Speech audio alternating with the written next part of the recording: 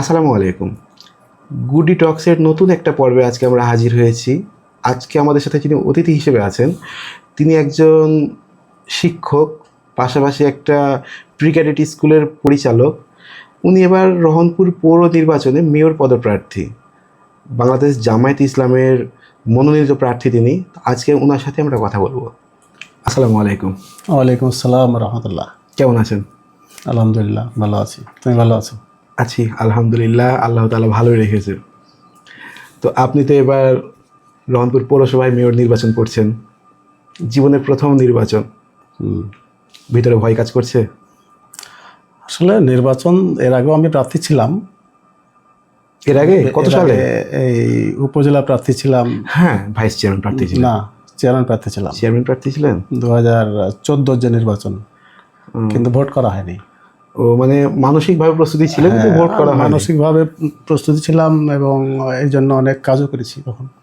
আমি তখন শিশু ছিলাম, তাই আমি এত কিছু জানি না। এই জন্য ভয় কাজ করে। আর আমাদের ভয়ের কি আছে, জনগণের সেবা করতে মাঠে নেমেছি। যদি চাই যে সেবা করবে তাহলে দিবে, ভোট দিবে, না চাইলে না দিবে। একটু ভয়ের কি আছে? এটা জনগণের হাতে পুরোপুরি। হ্যাঁ, জনগণ আর উপরওয়ালা তো আল্লাহ আমাদের সবার জন্য সবকিছুতে আল্লাহ তাআলা যদি না চাই এই জন্য কিচ্ছু হবে না। এগুলো আমরা ভাগ্যে বিশ্বাস করি, তো ওইটা নিয়ে টেনশন কাজ করে না। মাঠ পর্যায়ে যে ঘোরাঘুরি করছেন, চলছেন, ফিরছেন, জনগণের সাথে মিশছেন, কীরকম কি মনে হচ্ছে? জনগণের আপনার কাছে বেসিক চাহিদাটা কি? মানে জনগণ কি ভাবছে যে আপনি মেয়র হলে আপনার কাছ থেকে অনেক সময় চাই না, একটা ভোটারের চাহিদা থাকতে পারে যে হ্যাঁ, ধরে নেন একটা যদি স্বাভাবিকভাবে দেখায়, একজন ভোটার একজন প্রার্থীর কাছ থেকে অনেক কিছু চাইতে পারে বা আশা রাখতে পারে যে আমি এই লোকটার উপরে ভরসা করলে এই লোকটা হয়তো আমার নিজের জন্য কেউ কিছু চাইবে না, কারণ পৌরসভায় গিয়ে ভাত ডাল খাবে না, চাইবে এলাকার উন্নয়ন। তো জনগণ কি আপনার মাঝে সেই আস্থাটা দেখতে পাচ্ছে এখন? আমি তো ঘুরছি, তাতে মনে হচ্ছে জনগণের যে চাহিদা বেসিক্যালি সেটা হলো যে একটু ভালো আচরণ চাই, ভালো ব্যবহার চাই, একটু মিশতে চাই, মনের কথা বলতে চাই। জনগণের চাহিদা কিন্তু এটাই বেশি। তাদের সমস্যা বলতে পারলে সমাধান কতটুকু হবে সেটা তো ক্যাপাসিটি অনুযায়ী। তবে সমস্যা বলতেই পারলো না, কাছে ভিড়তেই পারলো না, মিশতেই পারলো না, এই বিষয়গুলো জনগণ খুব হার্ট করে। হ্যাঁ, তো আমার কাছে মনে হয় যে জনগণ আমাকে সেভাবে নিচ্ছে এবং নেবে ইনশাল্লাহ, আশা করি। জনগণ আপনার প্রতি একটা সম্ভাবনা দেখছে যে হ্যাঁ, আপনি ওই চেয়ারটা দখল করলে, ওই চেয়ারটায় যদি আপনি যান তাহলে হয়তো বা জনগণ আপনাকে কাছাকাছি পাবে বা পাশাপাশি পাবে ইনশাআল্লাহ। তো এখন যেহেতু নির্বাচনে আসছেন, আপনি একজন স্কুলের শিক্ষক, কলেজের প্রফেসর, আপনাকে দুটো ম্যানেজ করা লাগে। আবার পৌরসভা যদি একটা জনগণের দায়িত্ব পড়ে, 26,000 জনগণের দায়িত্ব কাঁধে নেন, তাহলে একটা স্কুল চালাচ্ছেন, কলেজ চালাচ্ছেন, আবার জনগণের দায়িত্ব কাঁধে নিচ্ছেন, সবগুলো ব্যালেন্স করাটা মুশকিল হবে না? আমি ইউনিভার্সিটিতে পড়ার সময় একটা ক্লাব করেছিলাম রাজশাহী থেকে এসে। তারপরে ওই ক্লাবের উদ্যোগে অনেকগুলো কাজও করেছিলাম। তখন রহনপুরের পলিটিক্যাল কন্ডিশনটা খারাপ ছিল। কত সালে এটা? মোটামুটি এটা 1993, 92। আমি টার্গেট করছিলাম এরকম, মানে শুনেছি, আমার জন্ম 93-তে, এবং সেটা ওয়েলফেয়ার সোসাইটি নামে একটা ইয়ে আছে আমাদের। 1992-93 ওই সময়। তো তখন থেকে এই ফাংশনে আমার ব্যস্ততা আছে। তারপরে 95-এ ছাত্রজীবন অনার্স পাস করে এসে কলেজের কাজ করছি, রহনপুর পূর্ণভাবে আইডিয়াল, PM আইডিয়াল কলেজ। এবং কলেজের প্রাথমিক কাজগুলো সব আমার নিজের হাতেই করা। কলেজ করার চিন্তা, কলেজ নামকরণ থেকে শুরু করে, এরপরে কলেজ করলাম। 2001 সালে আমাদের বেতন হলো। তার আগে 2000 সালে তোজাম্মেল স্কুল করেছিলাম রহনপুর স্টেশন বাজারে, তোজাম্মেল হোসেন একাডেমি। এটা প্রথম ছিল তোমার ইয়েতে, এই উপজেলার গেটে। তাহলে আমরা তো দেখি ন্যাশনাল প্রি ক্যাডেট নামে ছিল। 2000 সালে এটা শুরু হয়েছিল। তাহলে আমি বাচ্চা। হ্যাঁ, তো এই ন্যাশনাল প্রি ক্যাডেট, তারপরে যে রেজাউল চেয়ারম্যানের ফাদার তোজাম্মেল হোসেন, রেজাউল চেয়ারম্যানের জায়গাটা দেওয়ার পরে নামটা চেঞ্জ করে তোজাম্মেল হয়েছে। একই সাথে কলেজ করার কিছুদিন পরে স্কুল করলাম। তখন কলেজ করেছি, স্কুলও চালিয়েছি। তো আমি স্কুলের টিচার না, স্কুলের পরিচালক। এখনও স্কুল চালাই, পরিচালনা করি, ভীষণ স্কুল চালাই।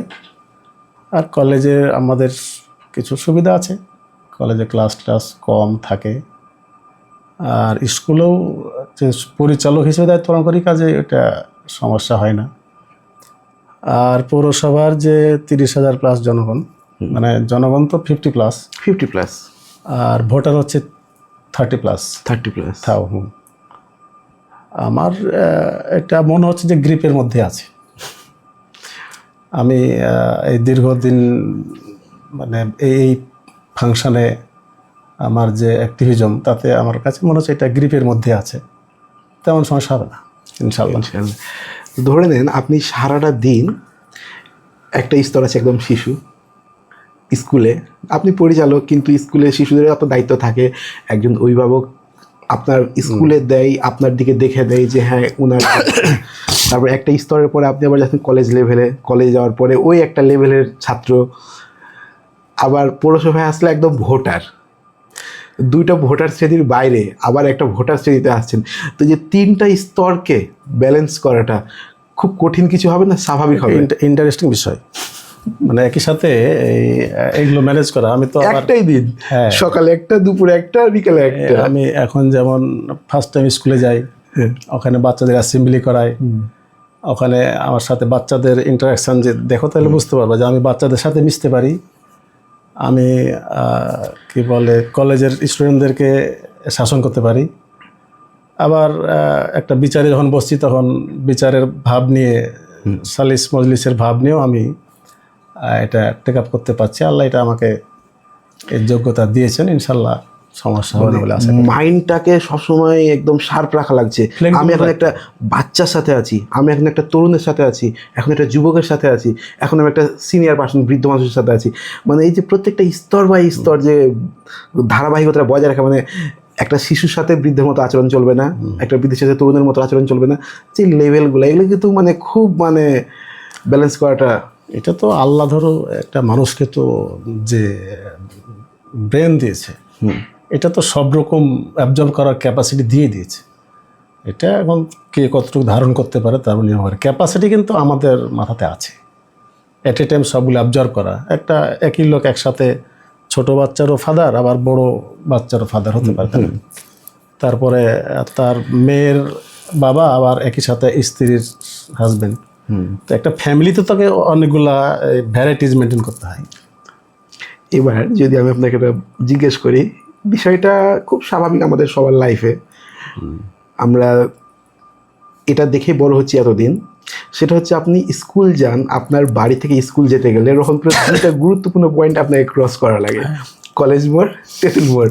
এই যে যানজটের শিকার হন, আধা ঘন্টা, 15 মিনিট, 1 ঘন্টা পর্যন্ত সোমবারের দিন হাটের জন্য, এই যে যানজটের মধ্যে আপনি থাকেন, আপনি স্কুল যান আসেন, এই যানজটটা 2বার ফেস করেন, আবার কলেজ যাওয়ার সময় আপনাকে সেম টু সেম আপনাকে এই দুটো ফেস করা লাগবে। আবার আপনি যখন যদি মেয়র হয়ে যান, যদি আল্লাহ যদি দেয়, তাহলে আপনাকে পৌরসভাতে যাইতে গেলে আবার 2বার, তাহলে আপনাকে দিনে 6বার এই সমস্যাটা ফেস করতে হবে। সহজ হবে মনে হচ্ছে? রহনপুরে তো মানে এই আমাদের মানে জীবনযাত্রার ক্ষেত্রে সবচেয়ে ব্যারিকেড হচ্ছে যানজট। আর এত গুরুত্বপূর্ণ পয়েন্ট যেখানে রহনপুরের প্রবেশদ্বারের মতো একটা অবস্থা, জেলার সাথে কানেকশান, আরেক জেলার সাথে কানেকশান, জেলা টু জেলা কানেকশান, উপজেলা টু উপজেলা কানেকশান, ফলে এটা খুবই গুরুত্বপূর্ণ। এবং আমি তো এটাকে বলি এটা 8 মাথা। বগুড়াতে আছে 7 মাথা, এটা হচ্ছে 8 মাথা। এটা কেউ কখন হিসাব করেছে কিনা? হ্যাঁ, এটা বিশ্বাস পাড়া, একটা আইডিয়াল পাড়া, বাস্তবে এইদিকে 3টা, ওইদিকে 3টা, রেল 2টা। আমি কিন্তু এটা আসলেই নোটিস করিনি কখনো। এটা কেউ আমার ধারণা যে কেউ এর আগে করেনি। না, সিরিয়াসলি আমি এটা নোটিস করিনি। এটা হচ্ছে 8 মাথা। কাজে 8 মাথার ম্যানেজমেন্টটা একটা গুরুত্বপূর্ণ একটা ইয়া। এটার জন্য আমার এখন শুধু না, এটা অনেক আগে থেকে আমার একটা মাস্টার প্ল্যান আছে, আমার মাথাতে আছে। এটা ফোল্ডিং অবস্থায় আছে, এটা আনফোল্ড করব মেয়র নির্বাচিত হলে ইনশাল্লাহ। তো প্রধান এটা আমার যেটা প্ল্যানিং আছে, আমি তোমাকে একটু বলেই রাখি। এটা হয়তো এভাবে কেউ চিন্তা করে না, আমার চিন্তা তো একটু ব্যতিক্রম হয়, এটা জানো কিনা তুমি? আমার এই সবগুলা ক্ষেত্রে ব্যতিক্রম। যেমন স্কুল যখন করি তখন তো প্রি ক্যাডেট স্কুল ছিল না, আমারটাই প্রথম। যেহেতু 2000 সালের কথা বলছেন, সেই সময় না ছিল না, রহনপুরে শুধু না, আমার স্কুল দেখে এই আশেপাশের উপজেলাতেও স্কুল করেছে, আমার কাছ থেকে এসে দেখে নিয়ে। তো ওটা একটা ব্যতিক্রম স্কুল করেছিলাম, এবং ওই সময় খুব র্যাপিডলি স্কুল আমার রাইজ করেছিল। এখনও তো তোজামিল অনেক বড় স্কুল, অনেক বড়। তা আমার চিন্তার সাথে, প্রত্যেকটা চিন্তার সাথে একটু ব্যতিক্রম চিন্তা আমি করি। আমার লিখাতে ব্যতিক্রম পাবা, আমার বক্তৃতাতে ব্যতিক্রম পাবা, আমার কথাতে ব্যতিক্রম পাবা। তাই যানজটের ক্ষেত্রে আমার যেটা এখানে প্ল্যানিংটা আছে সেটা হলো যে ব্রিটিশ তৈরি করা ব্রিজটাকে আমি নষ্ট করতে চাচ্ছি না। একটা স্মৃতি, একটা এটা থাকবে। এটা খুব সুন্দর, ভিউটা খুব সুন্দর। দুই পাশ দিয়ে যদি দুটো পকেট গেট করা যায়, পকেট গেট, হ্যাঁ, এটার ইঞ্জিনিয়ারিং ভাষায় কি যেন বলে এটাকে। তো দুই পাশে দুটো পকেট গেট করলে ডান দিক দিয়ে বাম দিকের ছোট ছোট গাড়িগুলো গেল, ওই দিক দিয়ে ছোট ছোট গাড়িগুলো চলে আসলো, আর মিডিল দিয়ে বড় গাড়ি যাবে, আর গোল চক্করটা যদি এই দক্ষিণ পাশে হয় তাহলে একটা ভালো ড্রোন ভিউ তৈরি হবে। মারাত্মক। এটা যদি লাইটিং করে একটা কি বলে প্রবেশদ্বারের একটা গেট তৈরি করে যদি একটা মিডিলে গোল চক্কর দিয়ে এটা করা যায়, তাহলে এটা দেখবা যে এই অনেক বড় বড় শহরের চাইতেও ভালো একটা সৌন্দর্য তৈরি হবে। মারাত্মক। কিন্তু আপনি যে জায়গাটুকু আছে, এই জায়গাটুকু আপনি কিভাবে এটা কভার করবেন? ব্যাপক জায়গা আছে, এটা আমি তো দেখতে পাই না। একটা যদি বাস দাঁড়ায় আরেকটা বাস ক্রস করতে পারে, এটাই তো সমস্যা আমাদের। হাঁটতে গেলে ধাক্কা দিতে হয়। আমরা সরকারের জায়গাকে নিজের জায়গা মনে করে ব্যবহার করছি, এটা আমাদের প্রবলেম। তাহলে আমাদের কলেজ মোড়েও তাহলে এই সমস্যার কারণে যানজট। অফকোর্স। তাহলে যদি সরকারের জায়গাটা সরকার নিতে পারে বা উদ্ধার করতে পারে, তাহলে যানজটটা নিরসন এটা পসিবল। কারণ সরকার তো জনগণের জন্যই, পৌরসভা জনগণের কল্যাণের জন্য। পৌরসভার বেসিক ফাংশনটাই হচ্ছে জনকল্যাণ, বেসিক ফাংশন। সব মিলে যা বোঝায়, রাস্তাঘাট, ড্রেনেজ সিস্টেম, স্যানিটেশন সিস্টেম, মশা নিধন, সবগুলাই জনস্বার্থে। তো জনগণের স্বার্থ বিঘ্নিত হচ্ছে, জনগণ চলাচল বিঘ্নিত হচ্ছে, জনগণের টাইম ওয়েস্ট হচ্ছে। তো এটা তো বেসিক নিড। এটার জন্য আমার বিশ্বাস যে যারা হয়তো এটা তেমন কোনো প্ল্যানিংটা ছিল না ইতিপূর্বে, যারা ছিলেন দায়িত্বে, থাকলে হয়তো অনেক আগে হয়ে যেত, কিন্তু এভাবে চিন্তা হয়তো বা কেউ করেননি, অথবা করলেও আগাতে পারেনি। তো এটা যদি আমি বলি আপনাকে, আপনি যেটা প্ল্যানটা বললেন বা অবৈধ স্থাপনাগুলা, আমি অবৈধ বলবো না, এখন যেহেতু সরকার এভাবে সুযোগ দিয়ে রেখেছেন, হ্যাঁ, কিন্তু এটার জন্য কি ভোটের মাঠে ইফেক্ট পড়বে না? যেমন আপনি এখন এই যে কথাটা বললেন, 5 জন শুনবে, 5 জন শোনার পরে বলবে, আরে মেয়র ক্যান্ডিডেট বকুল ভাই বা তরিকুল ইসলাম বকুল এই কথাটা বলছে, না এই আসলে তো আমাদের উচ্ছেদ করে দিবে, না একে ভোট দেওয়া যাবে না। তো এই যে একটা উচ্ছেদ না, এটা হচ্ছে যিনি এটা ভোগ করছেন তিনিও বুঝবেন যে না এটা খুব ভালো কাজ হচ্ছে, সে বুঝবে যে না এই কাজটা খুব জরুরি ছিল, এটা বুঝবে। আমার বিশ্বাস যে তারা এটা নেগেটিভলি নেবে না। আসলে 2 জন বা 10 জনের জন্য শুধু রহনপুর পৌরসভা না, সারা দেশের মানুষই ভোগান্তিতে পড়ছে। কারণ এই যে যানজটটা, এটা শুধু রহনপুরের লোক তো চলাফেরা করে না, বাইরে থেকে লোক আসছে, বিভিন্ন জায়গা থেকে লোক আসছে, সমস্যা হচ্ছে। তাহলে এটা একটা নিরসনের জন্য না, আমার যতটুকু আমি জানি তাতে এই যারা এখানে আছে ব্যবসা বাণিজ্য করছেন, তারাও এটা জনস্বার্থে, আমার দৃঢ় বিশ্বাস যে তারা এটাকে তেমন নেগেটিভলি চিন্তা করবে না, সহজভাবে নিয়ে বলে আমার বিশ্বাস। জনগণ যদি এটা খুব ডিপলি চিন্তা করে, এটা চোখটা বন্ধ করে যে দেখি তরিকুল ইসলাম বকুল যেটা বলে এটা কি, তাহলে কিন্তু জনগণ বুঝবে যে আসলে যেটা বলেছে এটার ভবিষ্যৎ পরিকল্পনা। মানে কালকে কি কেউ দেখেছে? বলি না, দেখিনি, কিন্তু আমি আপনার কথা শুনে মনে হচ্ছে আপনি কালকে এটা দেখছেন, যে হ্যাঁ আপনার চিন্তা ভাবনাটা এরকম যে আমার ভবিষ্যৎ রহনপুরটা এরকম হবে। আমার এই রহনপুর তো হচ্ছে জিওগ্রাফিক্যালি একটা মানে খুব চমৎকার একটা ভিউ আছে, মাইন্ডে একটা ভিউ আছে। এখানে ন্যাচারালি তোমার নদী আছে, খাড়ি আছে, মানে লেক আছে, আমি এটাকে লেক বলি। হ্যাঁ, লেক। আমাদের ব্রিজ, স্লুইস গেট, কালভার্ট, এই মিলিয়ে যে রহনপুরের ভিউটা একটা সুপার ভিউ। ড্রোন শটগুলো যখন দেখি তখন একদম মনোমুগ্ধকর। তুমি যদি আমাদের খাড়িটাকে, রহনপুর খাড়িকে যদি একটু প্ল্যানিং করে এটাকে সাজানো হয়, আমরা যদি কলেজ মোড়টাকে সাজাতে পারি, এটা মেনলি আসলে মাদ্রাসা মোড়, মাদ্রাসা মোড়, হ্যাঁ। কিন্তু এই কলেজের ভলিউমের কারণে এটা বলে বলে কলেজ মোড়ে গেছে। কলেজ মোড়ে গেছে, মাদ্রাসা মোড় বলে অনেকে চেনে। আমি মাদ্রাসা মোড় বলতেই বেশি স্বাচ্ছন্দ্য বোধ করি। তা এই মোড়টা যদি একজন লোক রহনপুরে প্রবেশ করার সাথে সাথে দেখবে যে এ ধরনের একটা গর্জিয়াস অবস্থা, তার ভিতরে কি অবস্থা, ভিতরে কি অবস্থা। তো এটা যদি আমরা সাজাতে পারি রহনপুরকে, এটা মানসিকতার ব্যাপার, তোমার মাইন্ড সেট আপ আগে হতে হবে, অবশ্যই, না হলে কোনোটাই হবে না। ইতিপূর্বে যারা ছিলেন 95 সালে পৌরসভা, হ্যাঁ, অনেকগুলো মেয়র ইতিমধ্যে চলে গেছেন এবং যোগ্য মেয়র ছিলেন আমার জানামতে। তাদের মাইন্ড সেট আপে সেটা ছিল না, অন্য কিছু ছিল, অন্যটা হয়েছে। তা আমার অত বেশি টার্গেট নাই, আমি রহনপুরে বাস করি, রহনপুরেই জন্ম, রহনপুরটাকে সাজানো আমার একটা টার্গেট আছে। যেহেতু নদী নিয়ে বললেন, তাহলে মানে আমরা সোশ্যাল মিডিয়ার যুগ, পৃথিবীটা আমাদের হাতের মুঠোয়, তো ফেসবুকে যখন স্ক্রল করি আমাদের পাশের দেশ ভারতের কেরালা রাজ্যের যে নদীর ভিউগুলো দেখি, নদী চলছে, পাশে মাটি দেখা যায় না, ঘাস, নারকেল গাছ লাগানো আছে, বিভিন্ন কাঠবাদামের গাছ, মানে এত সুন্দর, মানে দেখলে যে ভিউগুলো দেখি আমরা, ভিডিওগুলো শুধু ড্রোন ভিউ না, নর্মাল মোবাইলেও ভিউগুলো যখন দেখি আমরা, একদম মনোমুগ্ধকর। তো আমাদের রহনপুর পৌরসভার মধ্যে যে খালটা চলে গেছে, বা খাড়িটা বা লেকটা যেটাই বলি, বা নদীর পাড়টা, এরকম কি কেরালার মতো করে যদি করা যায়? এটা তোমার আমাদের রহনপুর খাড়ি আর হচ্ছে পুনর্ভর নদীর যে পাশটা আমাদের রহনপুরে পড়ে, ভবিষ্যতে যদি ওই পাশটা হয়ে যায় তাহলে দুটো, হ্যাঁ, নাদেরাবাদ, এটা যদি হয় তাহলে আরও বেশি ভালো হবে, আরও বেশি ভালো হবে। এটাকে একটু সাজাতে পারলে রহনপুরকে মানুষ দেখতে আসবে, এখানে পর্যটকরা ঘুরতে আসবে যে রহনপুর সুন্দর। আমার এটা সুন্দর করার জন্য আরও কিছু স্পেশাল চিন্তা আছে, মাথায় প্ল্যান আছে, সেটা সবগুলো বলে দিলে আবার থাকবে না, রিভিল হয়ে গেলে তো আর কিছু সাসপেন্স থাকবে না, সাসপেন্স কিছু থাকা ভালো।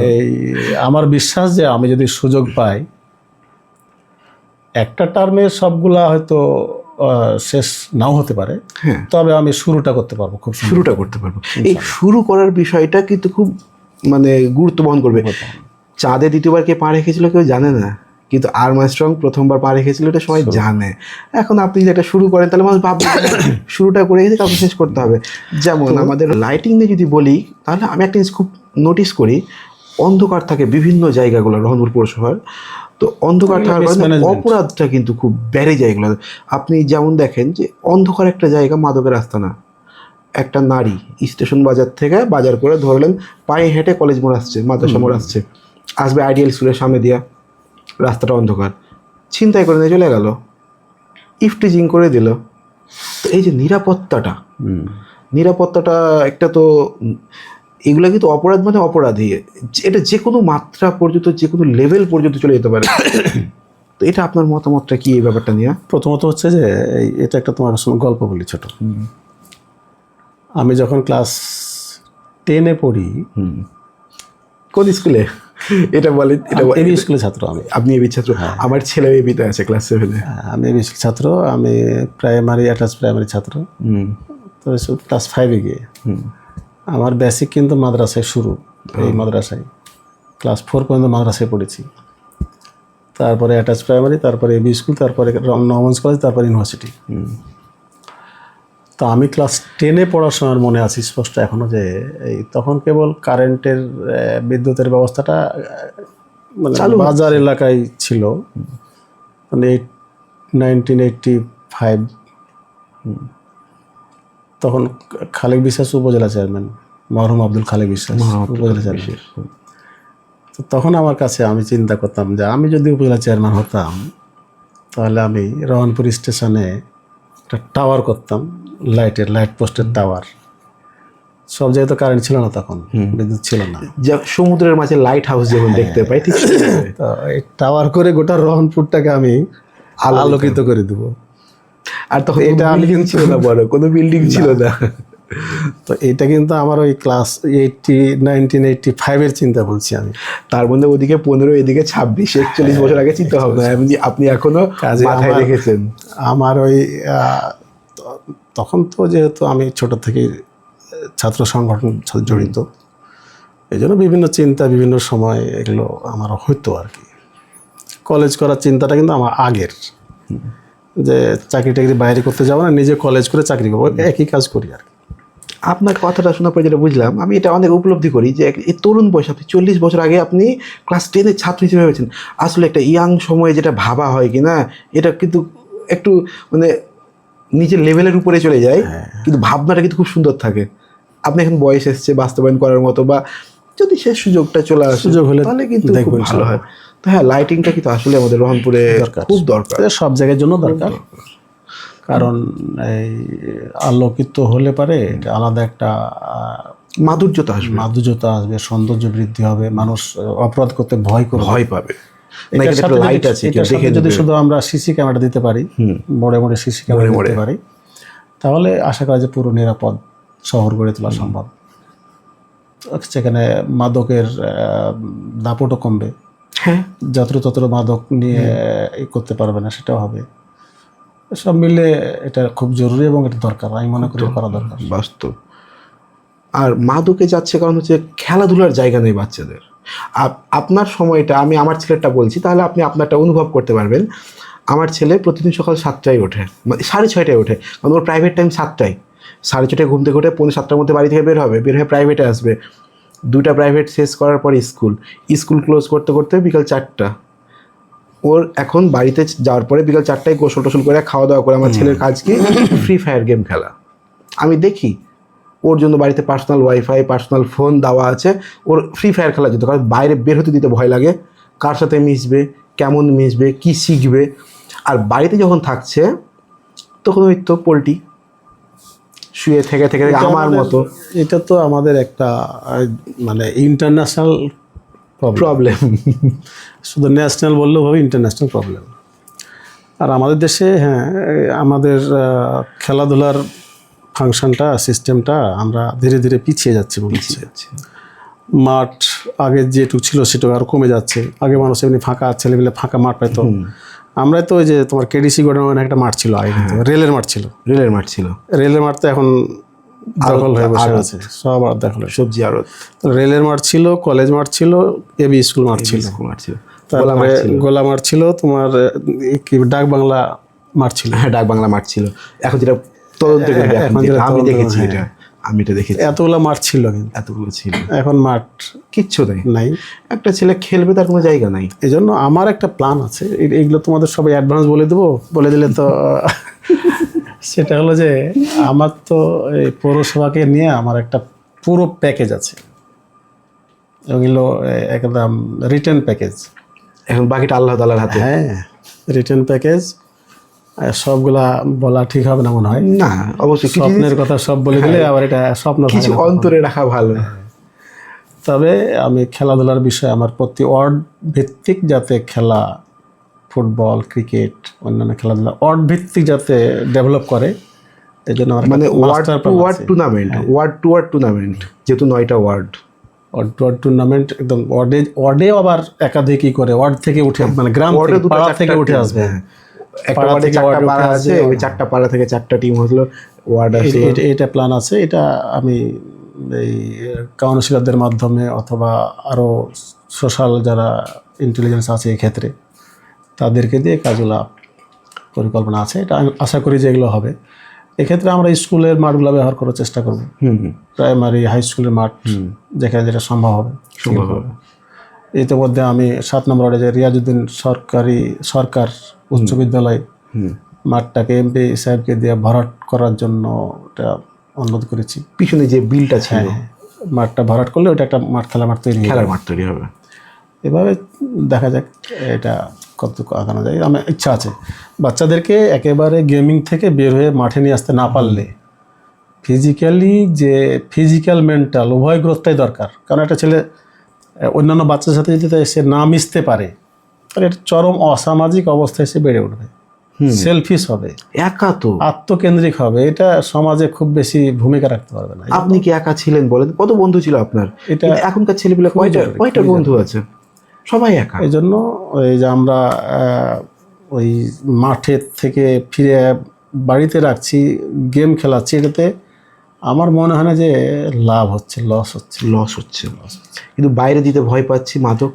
হ্যাঁ, এটা ঠিক আছে, তবে এই মূল কারিগর তো অলমাইটি আল্লাহ। এই জন্য ছেড়ে দেওয়ার মধ্যেই সার্থকতা খুঁজতে হবে। কারণ একটা বাচ্চা যদি সবসময় মোবাইলের মধ্যে থাকে, তার মেন্টাল গ্রোথ হবে না, তার ফিজিক্যাল গ্রোথ হবে না, তার সোশ্যাল গ্রোথ হবে না, সোশ্যাল ফাংশন বুঝবে না। এই জন্য ছেড়ে দেওয়াই ভালো, তারপরে কন্ট্রোল করতে হবে। একটু বাইরে যাবে, খেলবে ধুলবে, বন্ধুদের সাথে ছেড়ে দেওয়া ভালো বলতে আমি বলছি না যে একদম ওপেন ছেড়ে দেওয়া, না ওইটা না, ওয়াচিং এর মধ্যে রেখে আকাশে যেভাবে ঘুড়িকে ছাড়া হয়, হ্যাঁ সেটাই, উড়ছে উড়ুক, কিন্তু একটা দড়ি আছে, লাটাইটা হাতে থাকলো। এইটা আসলে এটা দরকার আছে।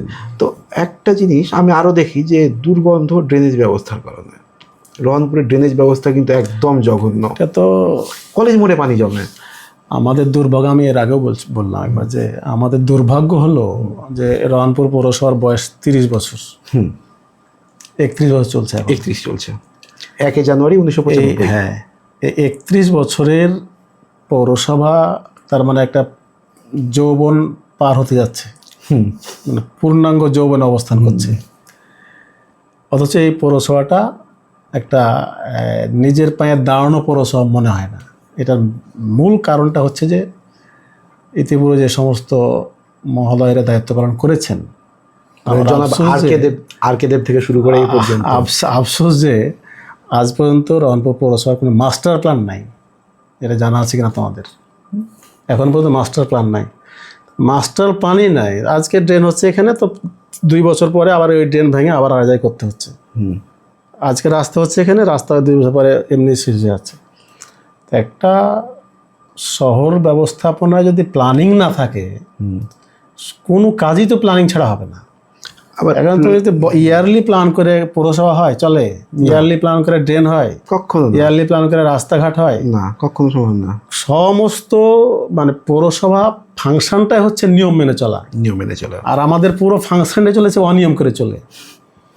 এই জন্য আজকে যে বাড়িঘর তৈরি হচ্ছে, ড্রেন করতে পারছে না।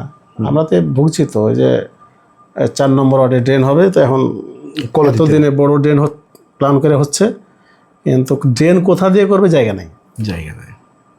আবার জায়গা থাকলে একটা সমস্যা, ধরে নেন যে ড্রেনটা করবে মেয়র ক্যান্ডিডেট, তাকে কি একদম ফোন দিচ্ছে, ভাই আমি আপনার কাছের মানুষ, আমার বাড়ির মাটিটা কাটিয়েন না, আপনি একটু ঘুরিয়ে নেন। যেটা এই কারণে আমাদের কলোনি ব্রিজটা এখনো অবধি কি রিস্কি একটা ব্রিজ, ওটা সাক্ষী হয়ে আছে, ইতিহাস সাক্ষী। কলোনি ব্রিজটা হবে না, ওটা পুরাতনটাকে ভেঙে বড় করবে, আন্দোলন। এটা ব্রিজ হলো, বাঁকা হলো নিজের জায়গা বাঁচানোর জন্য। একটা গোল চত্বরের বাজেট ছিল, সেই গোল চত্বরটাই হলো না এখন পর্যন্ত। আরেকটা আমাদের আরেকটা দুর্ভোগ ড্রেনেজ, যেটা বলে শেষ করছে, সেটা হলো যে এই অপরিকল্পিত হওয়ার কারণে রহনপুরে তো আগে বললাম যে ভৌগোলিক অবস্থাটা এত সুন্দর, নদী আছে, খাড়িও আছে, এখানে তো পানি জলাবহত হওয়ার কথা না, কখনো না। একটা এখন থেকে 20 বছর আগে যদি প্ল্যানিংটা হতো যে আমি আমার সমস্ত পানি নদীতে বা খাড়িতে নামাই দেবো, আর ওই মাস্টার ড্রেন থাকবে, তার সাথে ছোট ছোট ড্রেন দিয়ে পানি চলে আসবে, পকেট ড্রেন, যেটা পকেট ড্রেন চলে আসবে। এটা হলে তো এই ড্রেন অপরিষ্কার থাকার কথা না, আর এই জলাবহত হওয়ার কথা না। কিন্তু হয়নি, আমাদের দুর্ভাগ্য হয়নি। পকেট ড্রেন থেকে মাস্টার থেকে একদম ডাইরেক্ট নদী বা খাড়ি যাবে।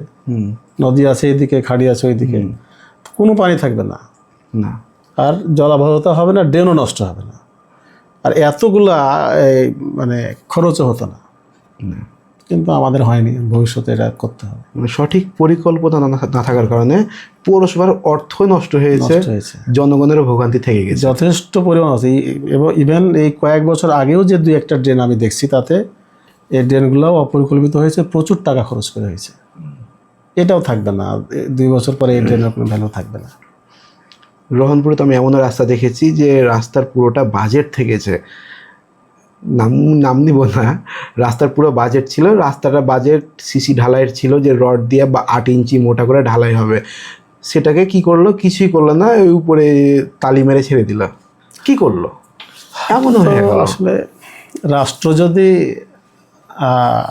সঠিক লাইনে না থাকে, তাহলে সুবিধাটা অনেকে পায়। হ্যাঁ, কারণ একটা রাস্তার প্ল্যান করা রাস্তা, একটা টেন্ডার হওয়া রাস্তা, টেন্ডার তো শিডিউল থাকে, সব কিছু উল্লেখ করা থাকে। ওই রাস্তা অন্যভাবে করে বিল আদায় করা যায়, উঠানো যায়, এটা রহনপুরে, মানে রহনপুর শুধু না, এটা বাংলাদেশের জন্য সম্ভব। এটা অনেকগুলো রেকর্ড ইতিপূর্বে আমরা শুনেছি। যে পুকুর কিছুই নাই, পুকুর কাটার একটা বিল হয়, আবার পুকুর ভরাটেরও বিল হয়, অথচ যেমন ছিল জায়গা তেমনই থাকে। আমি কয়েকদিন আগে এক মিস্ত্রির কাছে শুনলাম যে রাজশাহীতে, আমি কোন জায়গায় বলছি না, তবে এক সিটি কর্পোরেশন আর কি, একটা প্রাচীর দেখিয়ে 5 বার বিল করেছে।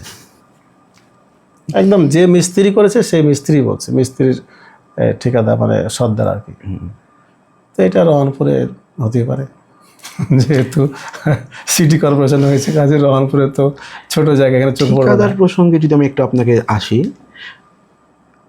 কতটুকু সত্য জানি না, কিন্তু আমি এতদিন আমার এই বয়সে, আমি যেহেতু আমার বাড়ি আর পৌরসভা কিন্তু 3-4টা বাড়ি গ্যাপ, মানে ছোটোবেলা থেকে আমি আর কে দেব থেকে শুরু, আমি ছোট ছিলাম যখন জনাব আর কে দেব প্রশাসনিকভাবে প্রথম চেয়ারম্যান ছিলেন রহনপুর পৌরসভার, আমি ওনাকে দেখেছি, চিনতাম।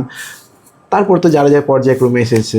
ঠিকাদার প্রসঙ্গে যেহেতু আসলাম, মানে আপনি বললেন, তো আমাদের রহনপুরে দেখাচ্ছি এতদিন যাবৎ, তো ঠিকাদাররা একটা পৌর নির্বাচনের উপরে খুব প্রভাব বিস্তার করে রাখে, এটা শুনেছি, প্লাস নিজে উপলব্ধি করি যে ঠিকাদার যে একটা জোট আছে, এরা চাইলে যাকে তাকে মেয়র বানাতে পারে। তো এই ব্যাপারটাকে আপনার কি মনে হয়, যে আমার যেটা ধারণা এটা কি সত্যি আমার নাকি কাছে একটা স্পেসিফিকভাবে এভাবে কোনো তথ্য নাই। তবে ঠিকাদাররা যেহেতু পৌরসভার সাথে খুব বেশি জড়িত হতে হয় তাদেরকে, পৌরসভার উন্নয়ন প্রকল্পের সাথে তারাই তো মেনলি জড়িত ঠিকাদাররা। ইদানিং যেভাবে এই কাজগুলো হচ্ছে, প্রজেক্টের কাজগুলো, তাতে লোকাল ঠিকাদাররা আবার চান্স পাচ্ছে না, এটা বড় বড় ঠিকাদাররা করছে। লোকাল ঠিকাদাররা হয়তো তাদের কাছ থেকে সাব ঠিকাদার হিসেবে কাজ করছে। তো ঠিকাদার যেহেতু ডেভেলপমেন্টের কাজের সবগুলোই ঠিকাদার সাথে জড়িত থাকে, ঠিকাদাররা এই ব্যাপারে ভূমিকা রাখার চেষ্টা করে, কোন মেয়র হলে পারে তাদের কাজ সুবিধাটা হবে, স্বাচ্ছন্দ্য বোধ করবে। এটা শুধু ফিনান্সিয়াল সুবিধার বিষয়টা আমি বলবো না, এখানে কাজ করার জন্য একটা মনের মতো মানুষ দরকার হয়। এটা সব ঠিকাদারই যে তার অন্য কোনো ভাবে চিন্তা করে বিষয়টা এমনটি নাও হতে পারে। আমি এক্ষেত্রে তার দোষারোপ করব না, কারণ একটা মানে মনের সাথে মিল না হলে কাজ করে আরাম পাওয়া যাবে না। এটা ঠিকাদাররা রোল প্লে করতেই পারে। এই জন্য আমি এটা এখনও ওভাবে চিন্তা করিনি, বা আমার কাছে অত অথেন্টিক কোনো মেসেজ নাই, জানা নাই যে ঠিকাদাররা। এটা আমারও একটা ভাবনা ছিল, আমি শিওর তা না, মনে হয় যেরকম। তো এখন কিছু আমরা র্যাপিড ফায়ার প্রশ্নে যাই, মানে খুব শর্টকাটে উত্তর নিয়ে নিই আমরা, কিছু আমি প্রশ্ন, কিছু আপনার উত্তর। রহনপুরে রেল স্টেশন আমাদের সবার সহজ হয় যাতায়াতের জন্য, তো ট্রেনের বগি কম, কোনোভাবে কি বাড়ানো যায় এই ব্যাপারটা? এটার জন্য আমাদের এর আগে আমরা জিএম অফিসে গেছি, এর আগে এমপিদের সাথে আমরা কথাবার্তা বলেছি, অনেক এখানে মিটিং মিছিল হয়েছে, অনেক বক্তৃতা। আমার এই ক্ষেত্রে রেলের ব্যাপারে আমার একটা বড় বক্তৃতাও আছে, কিন্তু দেখছো কিনা কখনো, হয়তো বা দেখেছি, রেল আন্দোলনের একটা বক্তৃতা আছে। তো এগুলো নিয়ে কাজ হচ্ছে। ইতিমধ্যেই আমাদের এমপি মহোদয় জাতীয় সংসদে উনি রেলের বিষয়ে বলেছেন ঢাকা ট্রেনের জন্য। আমরা আশাবাদী যে এটা আমরা যদি লেগে থাকতে পারি, তাহলে রেলের বিষয়ে ভালো একটা আমরা সুসংবাদ পাবো ইনশাল্লাহ। যেমন ভোরের মহানন্দায় যে চাপটা হয়, মানে হিউজ একটা চাপ। ধরেন কেউ চিকিৎসার জন্য যাচ্ছে, কেউ রাজ্যেতে লেখাপড়া করে কলেজের জন্য যাচ্ছে, মানে বিভিন্ন কারণে প্রচুর একটা হিউজ উঠতেই পারছে না, অনেকে উঠতেই পারে না, এমনও হয়। একটা ট্রেনের জন্য আপনার ইউনিয়ন বললে ভুল হবে, কয়েকটা থানা, গমস্তাপুর থানা, ভোলাহাট থানা, নাচল থানা তো আছে পার্শ্ববর্তী, এদিকে নিয়ামতপুর থানা থেকে লোক আসে, পোরশা থেকে লোক আসে, শিবগঞ্জের একটা অংশ চলে আসে। এই যে এতগুলা থানা, বগি মাত্র 5টা, না 5টা না, 3.5টা বগি, এখন 3.5টা হয়ে গেছে, তাহলে আরো কমছে। কিন্তু যখন শুরু হয়েছিল তখন 9টা 8টা ছিল, আমি যখন দেখলাম 7টা ছিল মনে হয়। তো এই যে ধীরে ধীরে বাড়ার জায়গাতে কমে গেল, এগুলো কথা হয়েছে আমাদের এই এমপি মহোদয়ের সাথেও আলোচনা হয়েছে বিষয়টা, যে তারা যে সরকারের সাথে কন্ট্যাক্ট করেছিল, যেটা প্রাইভেট ট্রেন, সে কন্ট্যাক্টে কী ছিল ওটা দেখে শুনে যাতে এই বগি, মহানন্দার বগি বাড়ানোর জন্য চেষ্টা করা হয়, এই জন্য কথা হয়েছে। আমরা হয়তো খুব শীঘ্রই এটা নিয়ে ইন এ গ্রুপ যোগাযোগ করার কথা, সেটা হবে। ঢাকা ট্রেনের বিষয়েও একটা আলোচনা, হ্যাঁ এটা আমাদের মাননীয় সংসদ সদস্য এটা চলছে। এটা ম্যানেজমেন্টটা কীভাবে হবে, এটা কথাবার্তা হচ্ছে এবং আমরা এটা লেগে থাকবো, আল্লাহ হোক, ইনশাআল্লাহ হোক। আশা করি যে লেগে থাকলে পরে এগুলো ডেভেলপ করা যাবে। তারপরে আগে একটা ইয়ে ছিল, এটা হলে তো মানে রহনপুরের যে মানে ইটা আর কি, এনভায়রনমেন্টটা, যে অবস্থানটা, এটা তো রেলের জন্য খুব উপযোগী। তো আমরা আমাদের এটা ব্যর্থতা যে আমরা ঢাকা ট্রেনটাকে নিতে পারিনি, এটা আমাদের ব্যর্থতা। এটা শুধু রাজনৈতিক বললে ভুল হবে, জনগণের ব্যর্থতাটা সবচেয়ে বড়। আপনি রাজ্যে যাবেন, ভাড়া 25 টাকা, আমি টিকিট কাটছি না, 8-10 জন টিকিট কাটছে না, তাহলে রেলের আর্থিক আয়টা আসলো না, রাজস্ব আয়টা হারিয়ে গেল। আমি আবার জনগণকে দোষ দিতে খুব একটা রাজি না, সব যতক্ষণ না, কিছু কিছু কারণ হচ্ছে যারা তুমি একটা ট্রেন চলছে, ট্রেনের টিকিট দেখার যদি কেউ না থাকে, টিকিট না করলে তাকে যদি কেউ একটু ধমক দেওয়ার কেউ না থাকে, তাহলে কেন টিকিট করবে? আমি তো মানুষের কালচারটা এরকম যে সুযোগ পেলে নিতে চাই। বন্যায় দেশে শেয়াল রাজা, এটা এই জন্য আল্লাহর সৃষ্টি, মানুষ তো আল্লাহ সিস্টেম করেছে যে বিধানও দিয়েছে, শাস্তির ব্যবস্থাও দিয়েছে। শুধু হেদায়েত করে হবে না। এই জন্য ট্রেন বিষয়ে আরেকটা প্রশ্ন, সেটা হচ্ছে রাজশাহীতে চিকিৎসার জন্য যাওয়া লাগে আমাদের আশপাশ নিলে, আমি যেগুলো এলাকার নাম বললাম থানা ভিত্তিক, নিয়ামতপুর, পোরশা, ভোলাহাট, নাচল, গমস্তাপুর, শিবগঞ্জের একটা অংশ, চাপায়েরও কিছু অংশ চলে আসে, কারণ মল্লিকপুর চাপায়ের মধ্যে পড়ে, যে ওরাও চলে আসে। তো এই একটা অংশ যায় রাজশাহী থেকে চিকিৎসা শেষে রিপোর্ট নিয়ে আসতে 12টা-1টা, মহানন্দাটা ধরতে পারে না, আর ধরলেও সারা রাত একদম গাড়ির মতো লাভ হয় না, বিআরটিসি থাকে না, তো প্রচণ্ড ভোগান্তি হয়। তো নির্দিষ্ট কোনো যদি একটা টাইম ম্যানেজ করে যে হ্যাঁ রাত 11:30 বা 12:15 একটা যদি ট্রেন থাকে, যে ট্রেনটা আসলো আবার রহনপুর থেকে ধরলেন 8টা 8:30টার দিকে, ওই ট্রেনটাই রাজশাহী চলে গেল কোনোভাবে ম্যানেজ করে একটা ট্রেন বাড়তি দেওয়াটা খুব ভালো হয় না? এটা আলোচনা হচ্ছে আমাদের মধ্যে, কথাবার্তা হচ্ছে যে রাত্রে একটা ট্রেন যদি আসলে 12টার আশেপাশে, এটা যদি এই 12টা না, 12টা আসলে তো এখানে অনেক রাত হয়ে যাবে, কিন্তু রিপোর্ট পাইতে 10:30-11টা, ধূমকেতু সম্ভবত রাত 10:30 বা 10:30টায় ছেড়ে আসে আমরা, না এতে ছেড়ে আসে, রাজশাহীতে আসে ঢাকা থেকে। তো এটার থেকে যদি কোনো একটা কমিউটার ওই ট্রেন প্যাসেঞ্জার এবং রোগী দেখা লোকজন ওই ট্রেনে করে আসতে পারে রহনপুর, এ ধরনের যদি একটা সিস্টেম করা যায় তাহলে সবচেয়ে বেশি ভালো হবে।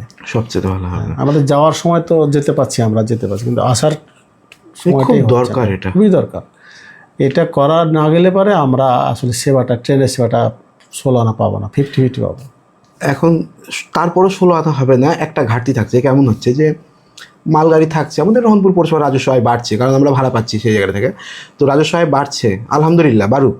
কিন্তু আমাদের 2 নম্বর প্ল্যাটফর্মে যখন ট্রেনটা দাঁড়ায়, ছাউনি নাই, রোদ বৃষ্টি, একজন মানুষ দাঁড়িয়ে থাকছে, বসার ব্যবস্থা নাই, ছাউনি নাই।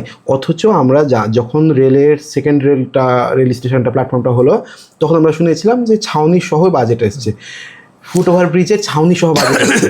ফুট ওভার ব্রিজের ছাউনিটাও কোথায় চলে গেল? এটা ঝড়ে টরে কি উড়িয়ে নিয়েছিল? আমি কিন্তু দেখিনি, আপনি কি দেখেছেন? হয়েছিল হয়তো, আমি দেখিনি। আমরা জিএম অফিসে গেছিলাম এটার বিষয় নিয়ে, তো আমাদের তখন উনি বলছিলেন যে এটা টেন্ডার হয়ে গেছে, এটা বছর খানেক আগে টেন্ডার হয়েছে, এবং টেন্ডার হয়েছিল মানে কোন অজ্ঞাত কারণে এই ছাউনিটা হলো না, এটা স্থগিত হয়ে গেল। তো এটা খুবই জরুরি, এটা হয়ে যাওয়ার কথা, এবং হয়ে যাওয়াটা খুব জরুরি। এই জন্য আমরা খুব ভোগান্তি হয় মানুষের। এটা আমাদের এমপি মহোদয়ের মাধ্যমে আমরা চেষ্টা করবো যে খুব দ্রুত যাতে ছাউনিটা হয়ে যায়, এটা ফুট ওভার ব্রিজের উপরেও যেন হয়, এটাই প্ল্যাটফর্মের জন্য হয়। আর এখানে তো আরও এই রেলের বাড়ানোর কথা, প্রশস্ত করার কথা। আমরা তো আসলে আমাদের ম্যানেজমেন্টই সিস্টেম সমস্যা, যে দূরদর্শী চিন্তা ভাবনা। একটা এই লাইন ছিল তোমার কেডিসি গোডাউনের, হ্যাঁ, মালামাল নিয়ে যাওয়ার জন্য লাইন ছিল, ওই লাইনটা আছে এখন? না, নাই। তো এই লাইনটা রক্ষণাবেক্ষণ, এটার দেখভালের দায়িত্ব তো রেল কর্তৃপক্ষের ছিল। অবশ্যই। তো তো ওই লাইনের উপরে বাড়িঘর হয়ে গেল, ওই লাইনের উপরে অনেক হয়ে যাচ্ছে, এটা দেখবে না রেল। এখন দায়িত্ব তো মেনলি যার দায়িত্ব তাকে তো আগে আগাতে হবে। তো ওইটা অলরেডি বেদখল। ওইটা থাকলে তো অনেক যে আমাদের যে সমস্যাটা এখন ফিল করছি আমরা, ঢাকা ট্রেন নিয়ে চিন্তা করছি, যখন রেল থাকার জায়গা নাই, তো সেটা তো একটা ভালো ব্যবস্থা ছিল। ওটা উদ্ধার করলো না, আবার এই যে নতুন প্ল্যাটফর্মটা করলো 2 নম্বর, এটা কোথায় করলো? ওই রেল লাইনের উপরে ওই প্ল্যাটফর্মটা হয়ে আছে। তো প্ল্যাটফর্মটা আরো সরাই করতে পারলো না তখন, যাতে ওইটাকে আবার পুনঃসংস্কার করে ওটা কাজে লাগানো যায়। এখন আমার ধরেন আরো 2টা মালগাড়ি বাড়ছে, 2টা ট্রেন বাড়ছে, লাইন নাই। এটা আরো মানে দূরদর্শী যে চিন্তা ভাবনা, এটা ছিল না। প্ল্যানিংগুলো বুঝি না যে একটা রেল লাইন ছিল, ওটাকে অবমুক্ত না করে, উদ্ধার না করে, সংস্কার কোনো চিন্তা না করে একটা প্ল্যাটফর্ম বানিয়ে দিল ওর উপর দিয়ে। কি একটা অবস্থা! আমাদের জাতির জন্য দুর্ভাগ্য যে আমরা সব ক্ষেত্রে সমস্যা, ম্যানেজমেন্টটা বেসিক্স প্রবলেম তো সব ক্ষেত্রে। যাই হোক, তো এখন আপনার নির্বাচিত হলে জনগণের জন্য আপনার প্রতিশ্রুতিটা কি কি একটু শুনি। যে আপনার চাহিদা, অনেক কথাই বললেন, অনেক কথাই আটকে থেকে গেল। আমার ওই বেসিক কিছু চাহিদা, আমার এতে কি বলে পোস্টারে কয়টা কথা আছে, ওখানে মূল কথাগুলো চলে আসছে আর কি। আবারও বলেন। যে রহনপুর পৌরসভাকে একটি পরিচ্ছন্ন, শিক্ষাবান্ধব এবং মাদকমুক্ত নগরী হিসেবে গড়তে চাই। পরিচ্ছন্ন, শিক্ষাবান্ধব, মাদকমুক্ত, এগুলোকে ভাঙলে স্যানিটেশন এগুলো তো নিয়মিত কাজ আর কি, লাইটিং টাইটিং নিয়মিত কাজ। তারপরে শিক্ষাবান্ধবের সাথে ক্রীড়া শিক্ষাটাও চলে আসবে। মাদক মুক্তের সাথে অনেকগুলো বিষয়, সামাজিক সোশ্যাল ফাংশন চলে আসবে। পরিচ্ছন্ন বলতে তো সবই আসবে, ড্রেনেজ ব্যবস্থা। হ্যাঁ, কাজে এগুলো কয়েকটা বেসিক বিষয় বললে আমি এটাকে, যেহেতু আমি বলেছি যে মাস্টার প্ল্যান আমার আছে, এইভাবে আমি দেখতে চাই না। আমি আমার জন্য, আমার সন্তানের জন্য যেমন পরিবেশ পছন্দ করি, আমি রহনপুরের মানুষের জন্য ঠিক তেমনি সবাই সন্তান চিন্তা করি। হ্যাঁ, তো রহনপুর পৌরসভার আয়ের যে ব্যাপারটা আছে, একটা আয়ের একটা হিউজ অ্যামাউন্ট আছে আমবাজার থেকে। সে আমবাজারটা আমাদের বাংলাদেশের 2য় বৃহত্তম আমবাজার ছিল আমাদের রহনপুর, আমি শুনেছি এটা। আপনি হয়তো এটা পরিষ্কারভাবে বলতে পারবেন। 2য় ছিল কি? আগে তো একসঙ্গে প্রথমই হওয়ার কথা। একসঙ্গে প্রথম ছিল। যাই হোক, আমি শুনেছি কানসার প্রথম, আমরা নাকি 2য় ছিলাম। কানসার তো নতুন, আমরাই আদি, অনেক আগে, আমরা আগে। তো আমাদের আম বাজারের আমগুলা কেন জানি না সাপাহার চলে যায়। সাপাহারে কিন্তু উৎপাদন কম, কিন্তু ওরা মার্কেটে জোরাল। আপনি সাপাহার যদি যান, সাপাহারের আমাদের এই যে চাপাইমুখী যে রোডটা, যদি 100টা গাড়ি থাকে, আপনাকে 90টা গাড়ি বলে কোথাকার আম ভাই, ভাই নিজামপুর থেকে এসেছি, ভাই আড্ডা থেকে এসেছি, ভাই এনায়েতপুর থেকে এসেছি, কেউ বলবে আমদুরা থেকে এসেছি। মানে এই যে এই অঞ্চলটা আমাদের চাপের একটা বিস্তর। কানসার থেকেও বলে অনেকে, ভাই কানসার থেকে, ভাই ভোলাহাট থেকে। তো আমাদের রহনপুরের রাস্তার উপর দিয়ে আমটা সাপাহার যাচ্ছে 48 কিলোমিটার দূরে। একটা গাড়ি রহনপুরে বাজার ছেড়ে একদম গনা, কিন্তু খড়মোড় থেকে 48 কিলো। তো 48 কিলো দূরে যে আম বাজারে করছে, রহনপুরে আম বাজারটা বিক্রি হচ্ছে না। রহনপুরে আম বাজার তো ক্ষতির মুখে পড়ছে এটা নিয়ে। রহনপুরের মার্কেটটাকে নষ্ট করছি তো আমরা। হ্যাঁ, এখানে আম চাষি, তারপরে আড়তদার, এরপরে হচ্ছে যারা এই কেনা বেচার ক্ষেত্রে 3য় পক্ষের ভূমিকা পালন করে, আর পরিবহন সেক্টর, এই 4টা যদি সমন্বয় হয় তাহলে এটা, আর একটা হচ্ছে অবকাঠামো, মানে মার্কেটের পরিবেশটা এটা যদি এটাকে ডেভেলপ করা যায়, মার্কেটের পরিবেশ দেয়া। যেমন আমাদের এখানে মার্কেটের তেমন পরিবেশ নাই না। একজন প্রচণ্ড রোদের সময় একজন লোক আম নিয়ে রোদের মধ্যে দাঁড়ায় থাকে, তপ্ত একটা পরিবেশ। তারপরে এত ঠাসাঠাসি করে দাঁড়ায় যে নতুন কোনো গায়ে অনেক ঢুকতে পারে না, লাইন ধরে সিরিয়াল হয়ে থাকে। এই জন্য প্রথমটাই হচ্ছে দরকার যে অবকাঠামো ওকে করা। ওকে যাতে সাফিসিয়েন্ট স্পেস থাকে, জায়গা থাকে, এবং তারা কমফর্টলি কাজ করতে পারে। এটা একটা বিষয়, আর এটা গুরুত্বপূর্ণ ফ্যাক্টর। আর বাকি 3টার সমন্বয় হতে হবে, 4টার সমন্বয় হতে হবে। একটা হচ্ছে আম চাষি, আম আড়তদার, তারপরে হচ্ছে এই যে যারা কেনা বেচার ক্ষেত্রে সহযোগিতা করে, বাইরাল ফড়িয়া বলে মনে হয়, ফড়িয়া বাইরাল, হ্যাঁ। আর হচ্ছে পরিবহন ফাংশন, যেটা সেক্টর, পরিবহন সেক্টর। এই 4টার সমন্বয় যদি করা যায় তাহলে পরে এখানে আমের পরিবেশ, মার্কেটের পরিবেশ আবার ফিরিয়ে নেওয়া সম্ভব। আমরা 1 নম্বরই ছিলাম, কানসার অনেক পরে আমাদের মার্কেট, আমরা ছোটতে কানসার দেখিনি। আর 3 জুম্মা আগে সাপাহার আসার পরে ওরা বলে আমরা আমের রাজধানী, আর অলরেডি স্বীকৃতি পেয়ে গেছে, যে এটা আমের সবচেয়ে বড় বাজার এখন সাপাহার। আপনি সাপাহারে আমের মৌসুমে গেছেন কিন্তু আমি জানি না। আমি যাই, আমি প্রতি সপ্তাহে 2বার করে সাপাহার যাওয়া লাগে আমার। তো আমের সময় প্রায় 2-3 কিলো রাস্তা বন্ধ করে ওরা আম বাজার চলে। কিন্তু নির্দিষ্ট বাজার নাই, আমাদের একটা নির্দিষ্ট বাজার আছে, ছোট হলেও আছে, বাজারই নাই, রাস্তার ধারে ধারে একদম ওপেন রাস্তার উপরেই ব্যবসা করে। তো আমাদের শুনেছিলাম বেগুন বাড়িতে নাকি আম বাজারটাকে হস্তান্তর করার চিন্তা ভাবনা ছিল। নদীর ধারেই ওদের জমিও কিনা আছে, পৌরসভার না, আম আড়তদার সমিতির জমি কিনা আছে। ওখানে গেলে পরে ভালো একটা জায়গা পাবে। তারপর জায়গাটা খুব বেশি বড় না, কিন্তু আরো বড় জায়গায় দরকার ছিল,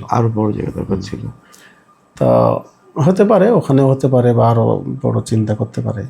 রিসেন্টলি বলিয়া গিয়ে দেখলাম, বলিয়াতে যাওয়ার পরে হ্যাঁ, ওখানে বিস্তর একটা বাজার হয়েছে। এদিকে আবার ওই যে এতে কালোরে আম বাজার, আম বাজার, পেয়ারা বাজার, একবার সব সিজনই চলছে একদম ধুমধারাকে।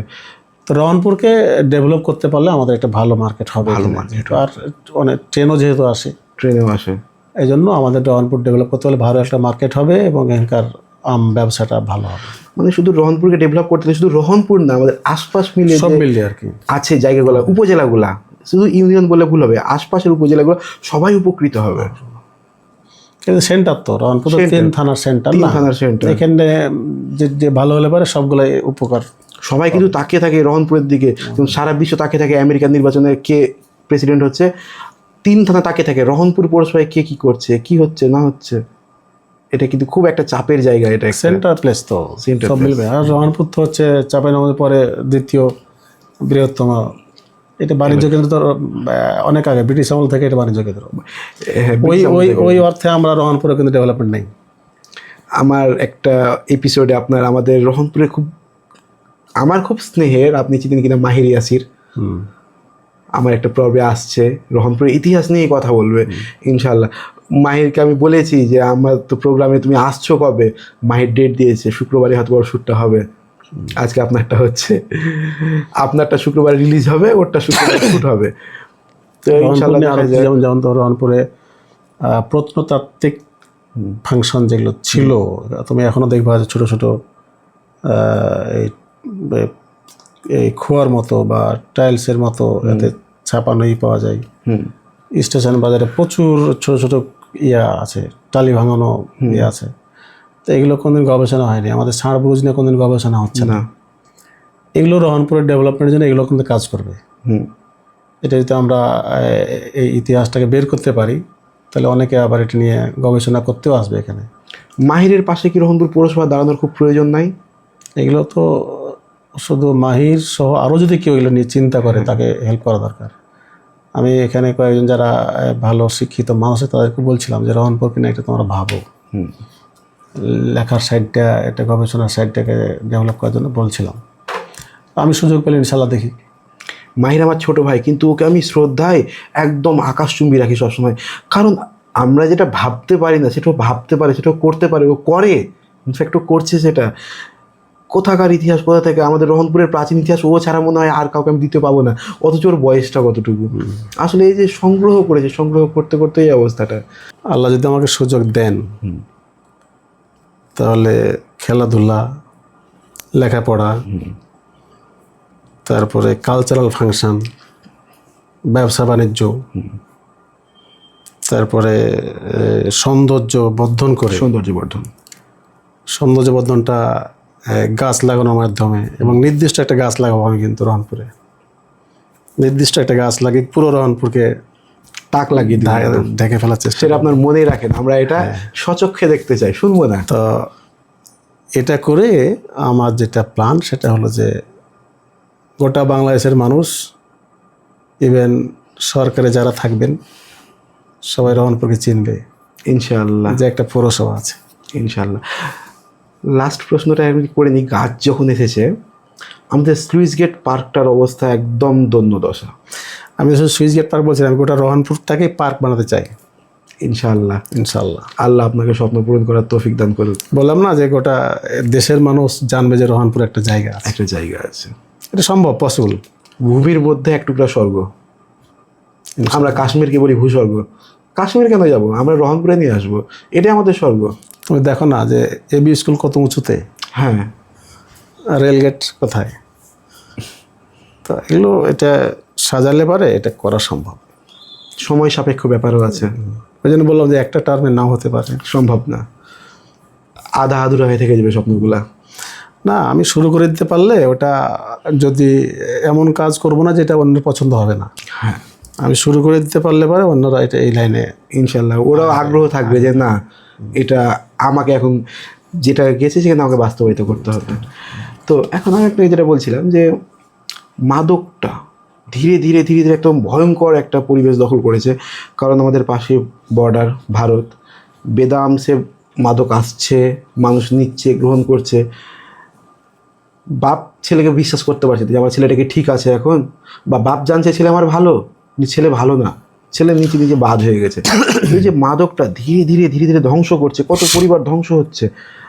তো এই ব্যাপারটা তো আপনার মতামতটা কি? এটা তো আপনি চোখে দেখতে পাচ্ছেন, আশপাশে বাইরে বেরোলে দেখতে পান, হয়তো আপনি অনেক ছেলেকে দেখছেন যাকে জানি না এই মাদক নেই। মাদকের যে থাবা, মারাত্মক থাবা, আমি প্রত্যক্ষ সাক্ষী। আমার বাড়িতে একটা কাজের মানুষ আছে, তার সন্তান প্রতিদিন তাকে মারত, প্রতিদিন মারত, সন্তানে মারত। এবং এ ধরনের এখন রানিং ছেলে সন্তানটা মারা গেছে, ওর মা বেঁচে আছে এখনো। তারপরে কয়েকটা ফ্যামিলি থেকে আমাকে এই রিসেন্টলি বলছে ছেলের জ্বালাতে আর পাচ্ছি না, এটাকে একটু থানায় দেওয়ার ব্যবস্থা করে দাও। কয়েকটা পরিবার থেকে, কয়েকটা, এগুলো এখনো আছে। তার কত ভয়াবহ রূপ নিয়েছে যে এটা এখন অ্যাভেলেবল হয়ে গেছে, যে বাপকে মাকে সন্তান মারতে পারছে।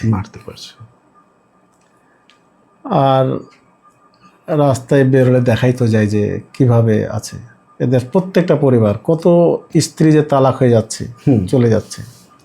এটা মারাত্মক ব্যাধি আমাদের সমাজে, এটা পুরো রাষ্ট্রের একটা বড় ক্রাইসিস, সমস্যা। কিন্তু বর্ডার অঞ্চল হওয়ার কারণে আমরা একটু বেশি, বড় অঞ্চল হওয়ার কারণে আমরা একটা রুট পেয়ে গেছি, যে বাঙ্গাবাড়ির দিক দিয়ে একটা রুট আমাদের চালু আছে, এটা প্রশাসনও জানে। আমি এবার প্রথমত প্রশাসনকেই রিকোয়েস্ট করব যে আপনারা সব জানেন, কাইন্ডলি এটা দেখেন। আপনি একদিন নিয়ে শিক্ষক, আপনি একটা শিশুদের পরিচালনা করেন, আর তরুণদের কলেজের আপনি একজন শিক্ষক। তো এই যে মাদকের ব্যাপারটা তরুণ বয়স থেকে কিন্তু আঁকার একটা ভিতরে বীজ বপন হয়ে যায় তরুণ বয়স থেকে। তো সেই ছাত্রদেরকে নিয়ে আপনার কার্যক্রম, হ্যাঁ আপনি নির্দিষ্ট একটা কলেজে, তো আরও দুঃখের কথা বলতে হয়, আমাদের একাডেমিক শিক্ষায় কি মাদক বন্ধ হওয়া বা করার মতো কোনো পরিবেশ আছে? কত ছাত্র মাদকাসক্ত, কত ছাত্র, তো ইউনিভার্সিটির ছাত্র, মেডিকেল কলেজের ছাত্র, ইঞ্জিনিয়ারিং কলেজের ছাত্র, ইঞ্জিনিয়ারিং ইউনিভার্সিটির ছাত্র তো মাদকাসক্ত। তার মানে আমাদের যে শিক্ষা ব্যবস্থা, এই শিক্ষা ব্যবস্থায় মাদককে নেগেটিভলি উপস্থাপন করা এবং এর নেগেটিভ অ্যাক্টিভিটিসগুলা তুলে ধরে এখান থেকে দূরে রাখার জন্য অনেক আমাদের জাতির জন্য কলঙ্ক, যে শুধু শিক্ষার্থী না শিক্ষকও তো মাদকাসক্ত হয়। যাবা কোথায়? এই জন্য আমি আমার জায়গা থেকে বলতে পারি যে আমি এটা কম্বাইন্ডলি রেগুলার একটা অ্যাক্টিভিটিজের মাধ্যমে প্রশাসনকে সহযোগিতা করে এটাকে লাগাম টেনে ধরার জন্য চেষ্টা করব। তো শিক্ষা ব্যবস্থাতে আপনি কি ভাবছেন যে তরুণদেরকে নিয়ে? শিক্ষাতে আমার যেটা কাজ, যেহেতু আমি বাচ্চাদেরও শিক্ষক না হলে পরিচালক, পরিচালক। আর বড়দের শিক্ষক। শিক্ষা নিয়ে আমার কাজ আছে। আমি চাই যে রহনপুর থেকে, রহনপুরের এই জায়গা থেকে, পৌরসভা থেকে প্রতি বছর 10-20টা ডাক্তার হবে, ইঞ্জিনিয়ার হবে, প্রতি বছর বিসিএস ক্যাডার হবে, সাফিসিয়েন্ট। কীভাবে হবে সেটা আমার প্ল্যানিং আছে, এটা এত বিস্তারিত বলা যাবে না। আমি ওইভাবে কি বলে প্রণোদনা দিয়ে তারপরে নার্সিং করে কিভাবে সম্ভব, এটা আমি যেহেতু এই বিষয়ে আমার অনেক কাজ আছে, আমি এগুলো আমার অ্যাক্টিভিটিজ আছে, আমি পারবো বলে আমার বিশ্বাস। প্রতি বছর ডাক্তার ইঞ্জিনিয়ার হবে সাফিসিয়েন্ট, প্রতি বছর বিসিএস ক্যাডার হবে, এখান থেকে ভালো মেধার জন্ম হবে, এটা হবে। এবং আমি যে বলছিলাম না যে রহনপুরকে চিনবে, খেলা দিয়ে চিনবে, শিক্ষা দিয়ে চিনবে, পরিবেশ দিয়ে চিনবে, সৌন্দর্য দিয়ে চিনবে ইনশাল্লাহ। ইনশাআল্লাহ আপনার সাথে কথা বলে অনেক ভালো লাগলো। ইনশাআল্লাহ আবারও কখনো বসা হবে নির্বাচনের আগেই। আজকের পর্বটা এখানে আমরা শেষ করছি। ইনশাআল্লাহ আপনার জন্য দোয়া। আর কি বলবো, এতটুকুই বলতে পারি। ধন্যবাদ তোমাদেরকে।